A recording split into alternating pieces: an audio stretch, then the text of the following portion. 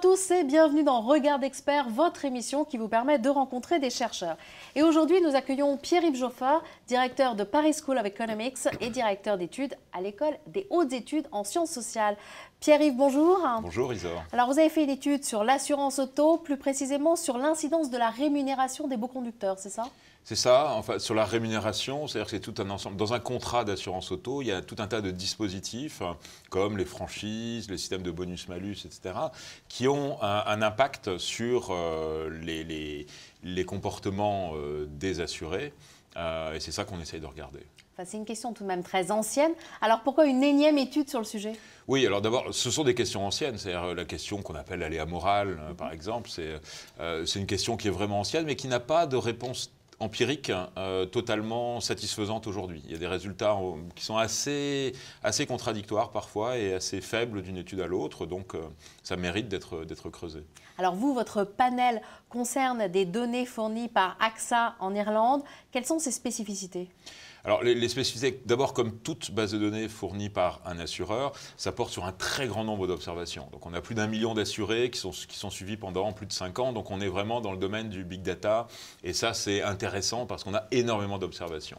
Ça, c'est le premier point. Deuxième point, il y a dans chaque système, parfois dans chaque pays ou pour chaque assureur, on a des dispositions particulières des contrats. Et ces dispositions-là sont intéressantes pour un économètre ou pour un économiste qui étudie l'effet des incitations sur le comportement des assurés. Et alors là, justement, de quoi s'agit-il ? Alors en l'occurrence, c'est un système qui récompense les assurés fidèles, ceux qui sont restés au sein de la même compagnie depuis 10 ans et qui n'ont pas eu d'accident, et à qui on dit vous êtes chez nous depuis 10 ans, donc vous avez un bonus qui est déjà là depuis un moment. Et si vous n'avez pas eu d'accident pendant 10 ans, eh bien, on vous garantit ce bonus à vie. C'est-à-dire que même si vous avez un accident par la suite, vous allez garder votre bonus maximum jusqu'à la fin de vos jours. Mais alors, est-ce que ce n'est pas dangereux un peu comme système ? Est-ce que les conducteurs n'ont pas tendance finalement à se reposer sur leur laurier en quelque sorte et qu'il y ait in fine une hausse de la sinistralité ? Oui, il y a ce risque-là qui est évidemment le phénomène classique d'aléa moral. C'est-à-dire que si vous ne craignez plus la sanction du malus, eh ben, vous êtes moins incité à faire acte de prudence. Ça, c'est vrai, mais la question, c'est combien ? Quel est l'impact ? Quelle est la taille de cet effet ? Ça, c'est la première question. Est-ce que cet effet est important en taille ou pas important en taille ? Est-ce qu'il concerne tout le monde ou pas ? Ça, c'est le premier point qui demande à être quantifié, à être mesuré. Le deuxième point, c'est et ça, c'est une chose qu'on a appris des données, parce qu'on l'a vu dans les données, et on ne s'y attendait pas forcément.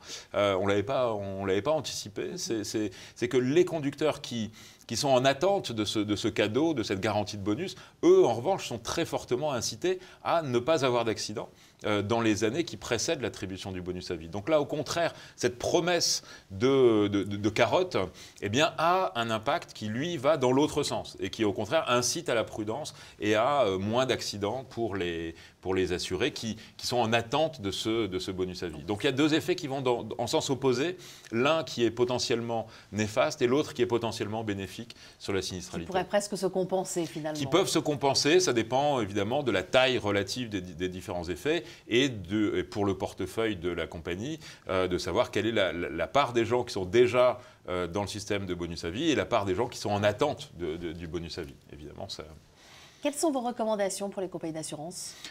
D'abord, le résultat de ces travaux, comme d'autres travaux, c'est de dire que la forme particulière du contrat, donc ces modèles, ce sont des contrats dynamiques, avec des bonus-malus, des récompenses, des pénalisations, etc. Cette forme-là a un contact, ce qu'on appelle le contract design, la forme du contrat, a un impact sur le comportement des assurés et a un impact sur la sinistralité et donc sur la tarification. Donc il y a un lien entre contract design et tarification. Et essayer de mesurer la taille de ces effets d'aléa moral est important à la fois pour réfléchir à un bon contrat. Qu'est-ce qui est un bon contrat ? Est-ce qu'il faut mettre des franchises ? Est-ce qu'il faut mettre des bonus-malus, etc. Tout ça, ce sont des questions qui sont ouvertes dans certains pays. Quel impact ça a sur la tarification ? Et ce qu'on montre, c'est qu'à partir de données d'assurance, des données de portefeuille, eh bien, il est possible de faire des études et d'essayer d'identifier ces effets-là. Donc, il y a une source potentielle considérable d'informations pertinentes pour la gestion du risque et la forme des contrats et la tarification fait partie de la gestion du risque et ça peut être exploité avec des méthodes économétriques contemporaines. Et pour conclure, sur quoi travaillez-vous aujourd'hui ? Alors, une grande partie de mes travaux sont dans le domaine de l'assurance, beaucoup dans l'assurance maladie. Là, c'est une incursion dans l'assurance automobile, mais c'est toujours... C'est un projet, hein, l'étude n'est pas complètement Alors, terminée. D'abord, l'étude n'est pas complètement terminée. On a commencé à présenter les premiers résultats, mais on doit continuer à creuser. Hein, et c'est un travail que je fais avec un doctorant qui s'appelle Alexandre Godzinski. Donc, on continue à creuser, à vérifier la robustesse des résultats, etc. Donc, ça, c'est le premier point. Le deuxième point, c'est que beaucoup de mes travaux passés portaient sur l'assurance maladie, toujours avec des données d'assurance. C'est-à-dire que toujours avec du big data, ou en tout cas des données portant sur des remboursements. Ça a pu être en Suisse, ça peut être en France, mais c'est un peu avec des questions d'aléa moral, enfin plus généralement l'impact des incitations, l'impact du système d'assurance sur le comportement des assurés. Ça, c'est un axe un peu directeur d'un certain nombre de mes travaux passés. Plus récemment, je regarde aussi des questions qui sont plus sur les inégalités de santé, en focalisant davantage sur les enfants, où là, ce ne sont pas nécessairement des données d'assurance, mais plutôt des données d'enquête qui sont utilisées dans différents pays. Bon, on suivra le résultat de vos recherches. Pierre-Yves, merci. Merci à vous. Quant à vous, je vous remercie de nous avoir suivis et je vous rappelle que toutes les émissions Regard d'Expert sont disponibles sur le site louisbachelier.org. À très bientôt.